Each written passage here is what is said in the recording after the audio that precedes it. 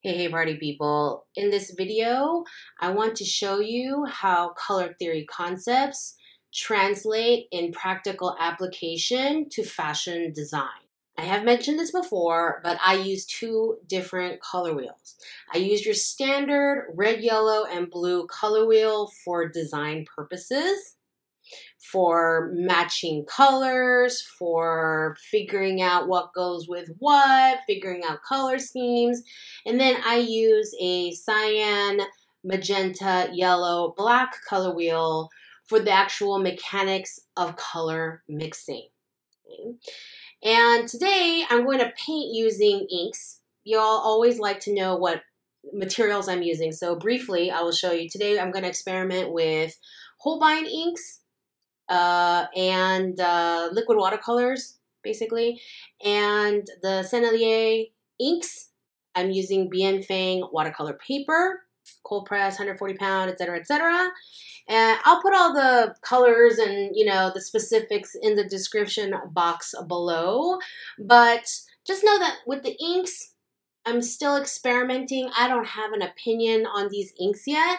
I'm trying to use them more so that I can give you a proper product review later on. Okay. So first, I'm just mixing up some color. So I have these three dresses here. They're identical in design, and I'm going to paint the flowers in the same red color. It's a cool red, more a little bit tinged with a little bit of blue, as opposed to a warm red, which is tinged with a little bit of yellow. And it's got a tiny bit of black in it. So it's a shade of a cool red. Remember, shade is color plus black. Tint is color plus white, or in our case, color plus water, because water is how we lighten watercolors typically. And tone is color plus gray. And so I'm going to do the flowers of this print on all three dresses the same. And I'm going to paint the background fabric color in different colors so that we can discuss how to choose the right color for your design. Okay? Because, color theory is not like math where there's so many clear-cut yes, no, right, wrong answers. In math, 4 plus 2 is 6. That is it. The end. Have a nice day. Okay. That's not how color theory works, okay? Color theory is more like, okay, what is the message you're trying to give your customer? What kind of look are you going for? What kind of mood are you trying to convey with the color palette that you've put together? Okay, are you going for, aggressive, assertive, strong? Are you going for soft, muted? Are you going for melodramatic? Like, what do you find the color story that matches your collection. Now, this first dress, I am using a monochromatic color scheme. So I took that first cool red, added a ton of water to it, and now I have this, it's like, I wouldn't even call it pink. It's like a soft red. Okay. But when you have a monochromatic color scheme, it's an easy harmony because the color base is the same. Okay. Remember, monochromatic color schemes doesn't mean that all the colors are the same. It means that you have a color and you use tints, shades, and tones of that color to create the color story. So this first dress is a monochromatic color story, okay? And you have a very strong red, they're desaturated reds. There's not a red that's like a very bright poppy stop sign red, but it's a red color story. You're kind of giving that message. This is the message. It's very feminine. Okay, because of so much red that's also looking on the pink side. Okay, it's got flowers, so it's already got more of a feminine look. Okay, and you're really pushing that. Now, the second one, I'm going to use an analogous color scheme. An analogous is, if you recall, and if at some point you get lost, go watch that first video in the color lessons playlist that goes over all these vocabulary words in depth. Analogous color scheme basically is using colors that are neighbors on the color wheel. So if I'm using a red, what are its neighbors? You can go warm side and go red, orange, orange, yellow.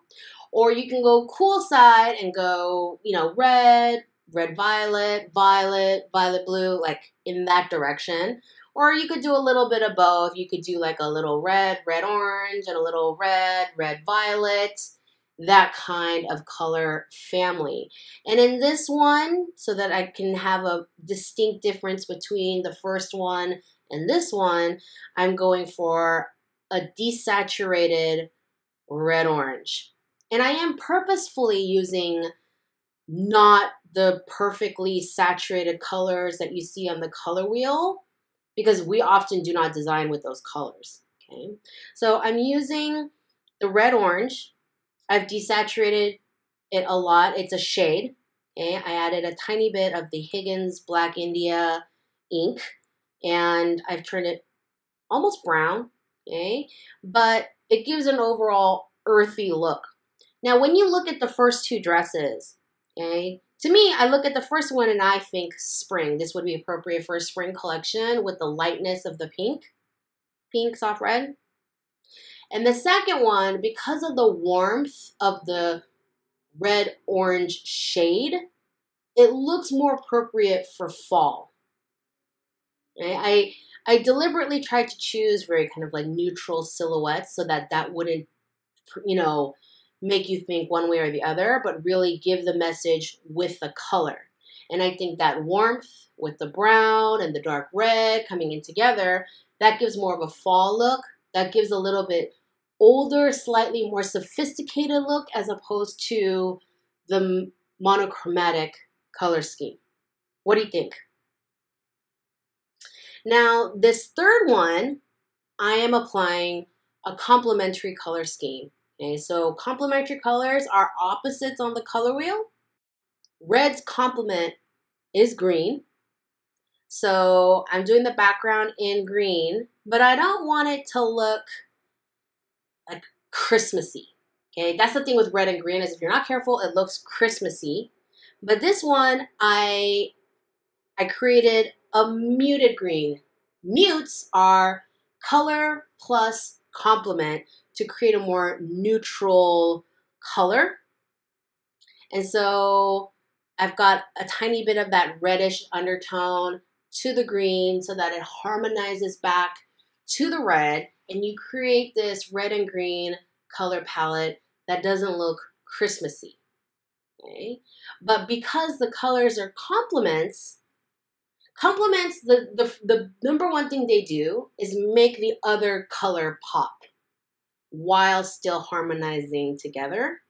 And so the green looks more fresh and vibrant, and the red looks brighter because the fact that they're sitting next to each other. Remember, the whole thing about color theory is, like, the whole point of color theory is that colors don't matter by themselves. Colors always look different depending on what color you put it next to.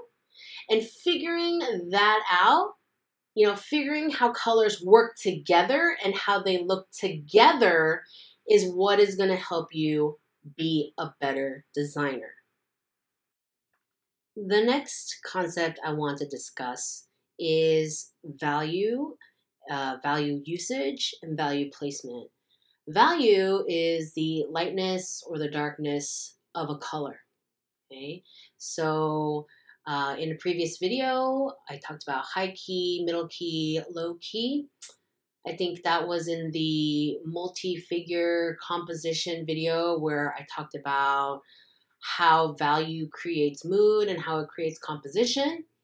And I mean, that one, it focuses more on the multi-figure composition, but the concepts are still the same for a singular dress. And so where you place your light colors, where you place your dark colors and your middle colors, and how you use dark colors and all those things add to the design, add to the effect, the overall effect. And so that's something I want to show you in these 3 dresses.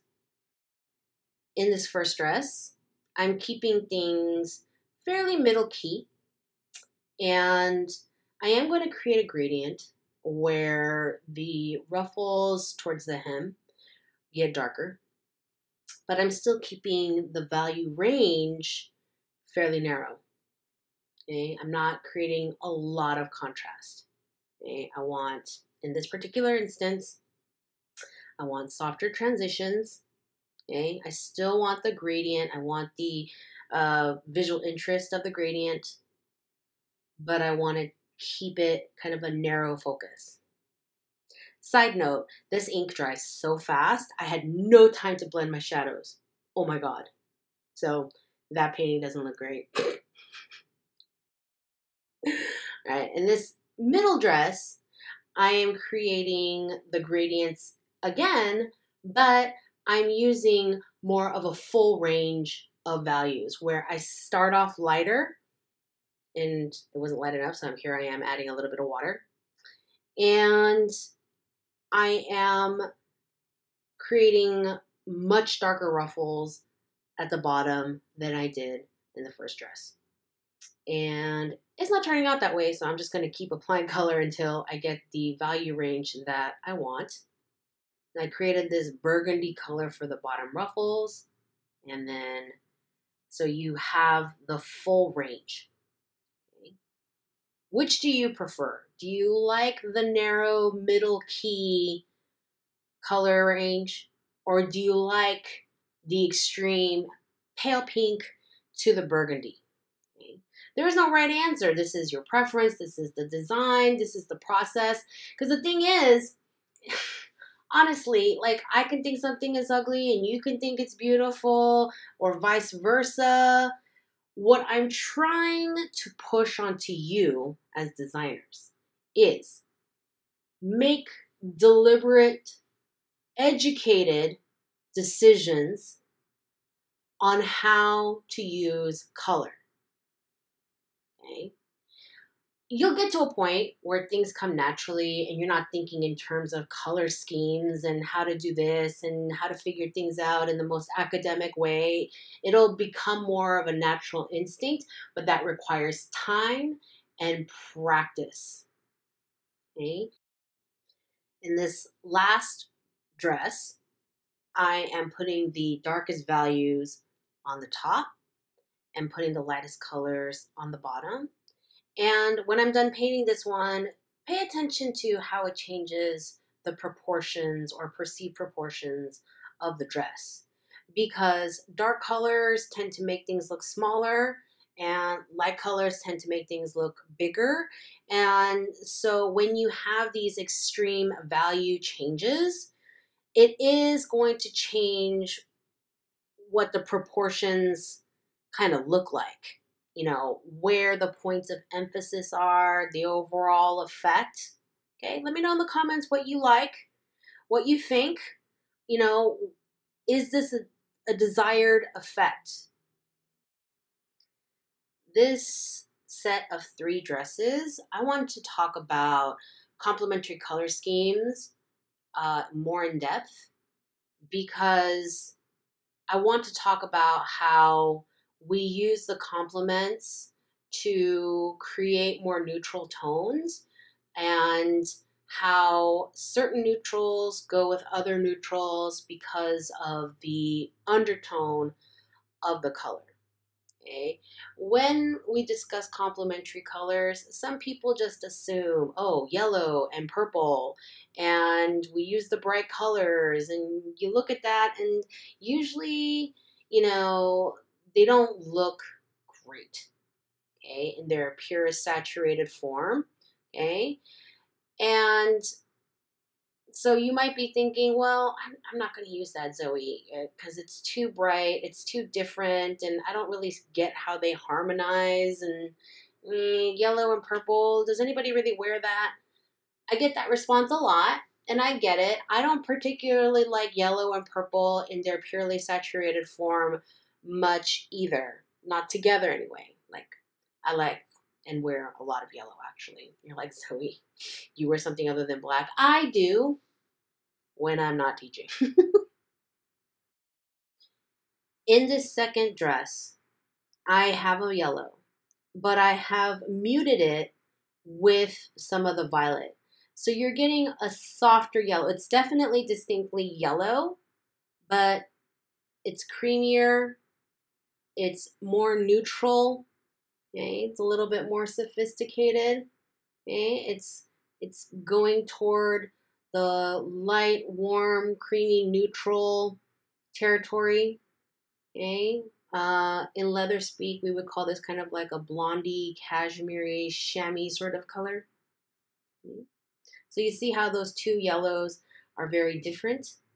Okay, now I'm applying that bright purple to the design of that first dress. And you see those two colors and it's like, it's very bright and complements, yeah, they really push the other color. They make the other color pop. And I mean, this is why redheads look so great in green. Okay, let's think about this for a second. Yes. So, yeah, but then here, I took the purple and I muted it down with quite a bit of yellow. And you see how the colors are more neutral, but because they're both comprised of the same two colors, just in different quantities, you're still getting a harmonized look. Like the colors go together because they're essentially the same color. It's a mixture of purple and yellow in different ratios. They're both the same. Okay. And then in this third dress, I'm playing and pushing the complements more. Yeah, and these are all complements. These are, all three of these are complementary color schemes. Okay. Complementary color schemes are not always just like bright red and bright green, bright orange and bright blue. Okay. I hope you all watched my video on muting and neutrals and how to mix neutrals with paint colors. Okay. That's in the color lessons playlist. And this is the best way to figure out neutrals, is to use complements of the colors that already exist in your color palette. And, you know, you can do a thing where when you're picking out fabrics, you can, you know, maybe you decide you want yellow and purple in your collection and you want a neutral that goes with both. Maybe you mix up a few paint swatches of yellow and purple, the yellow you want and the purple you want, and then you'll get some different gradations of the neutrals that you want, and then you can take those to your fabric sales rep and be like, these are the neutrals I'm looking for because I think these are going to harmonize well with the pop colors that I've already selected. Okay. So these are just a few lessons on practical applications of color theory and fashion design.